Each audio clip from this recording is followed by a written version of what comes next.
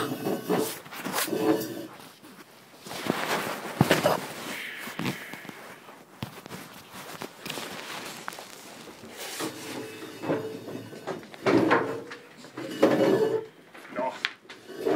har lige den lille sag her, som vi lige skal snakke om. Ja, så jeg vil godt tænke mig lige høre over det her. Ja, hvad er der sket? For det her er jo god grund ikke. Jeg har jo ikke været her. Nej. Jeg tager det helt klart af, at jeg kommer herind, fordi jeg bliver ringet op af mine forældre om, at de kører noget tilbud med noget oksekød. Så skynder jeg mig så herned, og så da jeg kommer ned, så ligger der så kun 2 pakker tilbage i disken.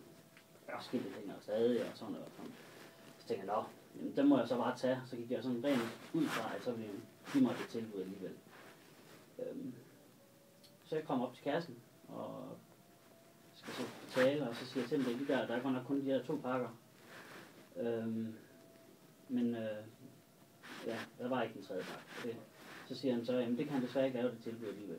Så siger jeg til ham, at jeg kan jo ikke gøre for som kunde, at der ikke er en 3. pakke. Så de skal da vel sælge mig de 3 pakker for den, altså de 2 pakker til den pris. Altså jeg kan ikke gøre for som kunde, der ligger en 3. pakke jo. Men det siger han så, det kan han ikke, og så kalder han så på en eller anden, fordi det kunne han ikke. Lokansvarlig. Ja. Så kommer hende der hen til mig, og så siger jeg til hende det samme, som jeg har sagt til ham, på samme måde. Så begynder hun så at tale til mig, og det er vigtigt at gå fast, at når hun taler på mig, og toneleje og tonefald, det er meget nedladende. Og hun siger til mig, at hun kender alt til købeloven, og hun har ikke ret til at skal sælge mig noget som helst af det produkt. Men jeg skal da være velkommen til at tage en ekstra pakke, så kan jeg give 100 kroner, siger hun så. Ellers så kan jeg komme tilbage i morgen. Allerede der bliver jeg sådan lidt, sådan snakker man sgu ikke til sine kunder. Og der bliver jeg sur. Det gør jeg altid, jeg bliver sur.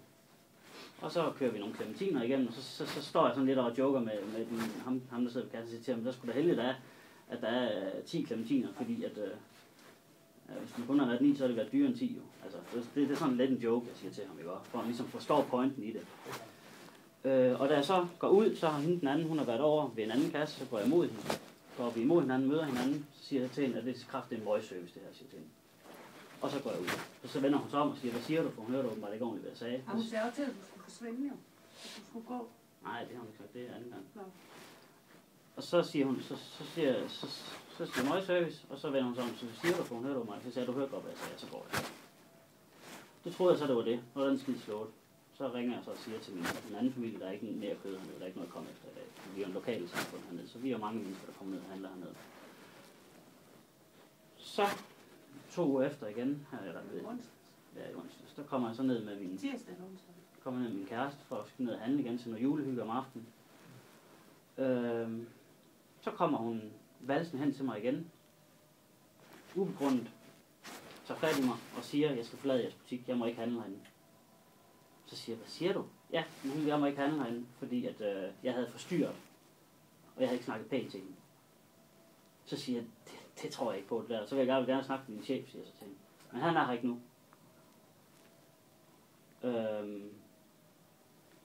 Og så kører den videre derfra, og så begynder hun at tro mig, at hvis jeg ikke forlader butikken nu, så vil hun tage et billede af mig, og så vil jeg blive hængt op i samtlige faktaer i hele Danmark, så kan jeg slet ikke vise mig nogen faktaer.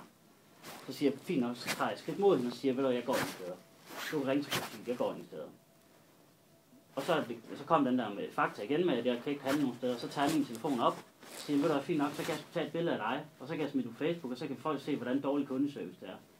Og så vender hun sig om og siger, at det her, det kan jeg ikke være med til, og så går hun.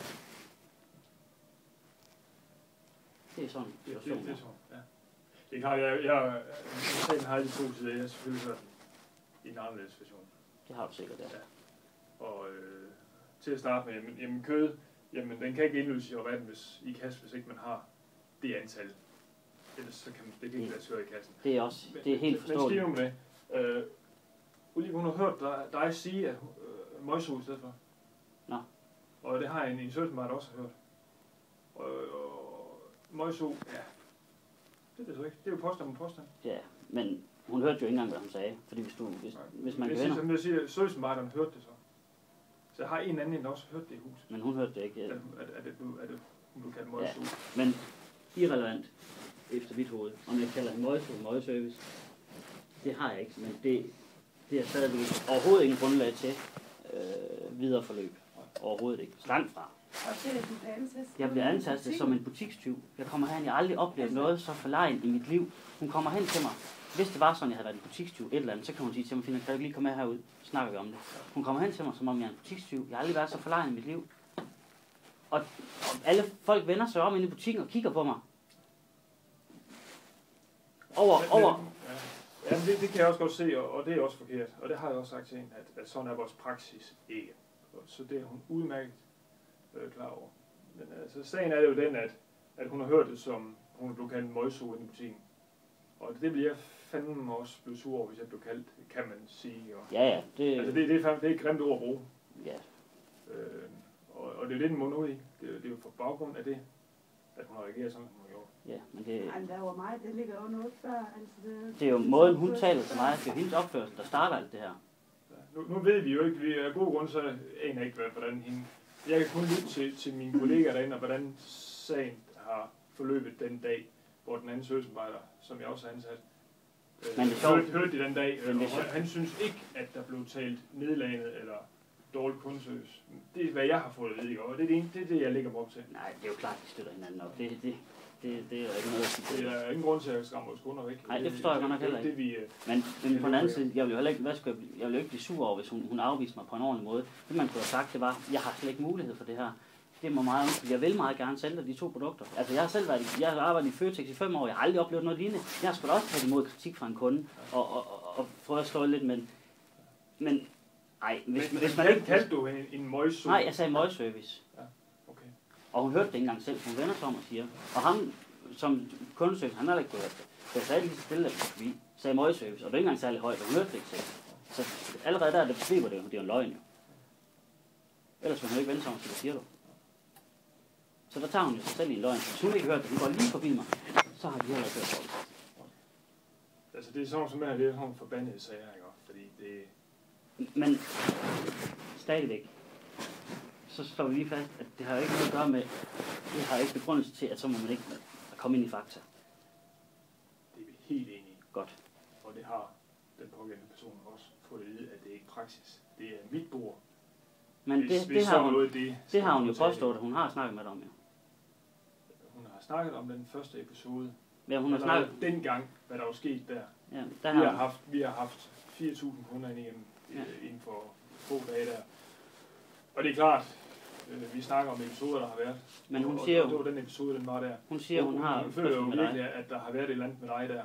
Det er jo klart, ellers reagerer hun ikke sådan, som hun har. Men nu har jeg opgivet en tilladelse til, at du må smide ham ud. Det venter jeg så ikke. Nej, men det sagde hun jo til Søren. Det er muligt, jeg har sagt det en gang. Var tirsdag, eller var det onsdag? Det kan jeg ikke huske, det var lige mig. Ja. Men i den her uge, det siger hun jo til ham.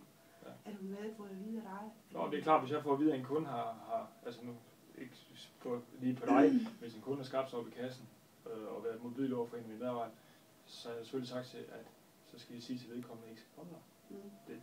Det er fair nok. Vi skal tale pænt til hinanden. Men der modsiger du så lidt dig selv, at hvis man ikke snakker pænt til hinanden, altså hvis man får et møgfald eller et eller andet, får et ufinderi, en skænderi med hinanden, at så må man ikke komme i en butik. Er det sådan, nu siger du det jo igen. Jeg siger det, at hvis man har sådan en toneladen over for hinanden, som hun havde, eller? Jamen nu ved jeg jo ikke, hvad hun siger noget andet, og du siger noget, ikke? Altså, så er det også svært for mig, hvordan jeg skal vurdere det. Ja, det er rigtigt. Det er komplet umuligt for mig at sige her.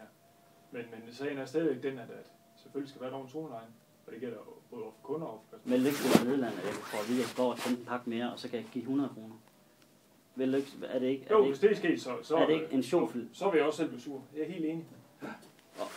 Og hun er, altså, undskyld mig, men hun er ikke særlig gammel. Altså, hun ligner ikke en, der er særlig gammel. Og når hun snakker sådan til mig, altså, så snakker man bare ikke til folk. Altså, jeg ved sgu godt, hvordan man skal snakke til folk, når det er. Altså, jeg har selv været i servicebranchen i så mange år, at det der, det holder ikke. Og jeg bliver jo ikke sur ud, for jeg har aldrig nogensinde oplevet noget lignende. Aldrig. Aldrig nogensinde. Altså, jeg holder på den her Ej, fyr. Og